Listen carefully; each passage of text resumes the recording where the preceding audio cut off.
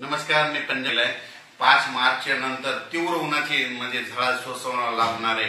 कारण की राज्यात म्हणजे ऊन तापत जाणार आहे. म्हणजे 38-39-40 पर्यंत राज्यातला पारा म्हणजे मार्च मध्ये वाढत जाणार आहे, म्हणून हा अंदाज लागला. पण राज्यातल्या सर्व शेतकऱ्याचं आता सध्या गहू काढणी चालू आहे, हरभरा काढणी चालू आहे आणि कांदा देखील काढून चालू आहे. तर त्या सर्व शेतकऱ्या आनंदाची बातमी, पाऊस काय येणार नाही त्याच्यामुळे काही चिंता करायची गरज नाही, म्हणून हा अंदाज सर्व शेतकऱ्यांनी घेतला.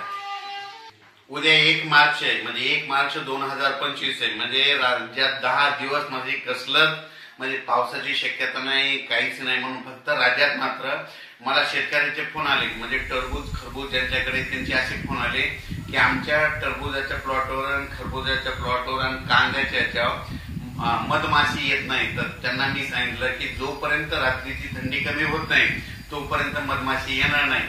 आणि तुम्हाला एक सांगतो की त्यांच्यासाठी परत आनंदाची बातमी काय होणार आहे.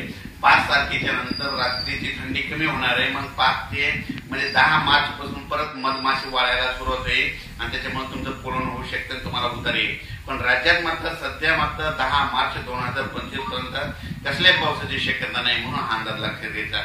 अचानक वातावरण बदल झाला तर लगेच एक मेसेज दिला जाईल. धन्यवाद.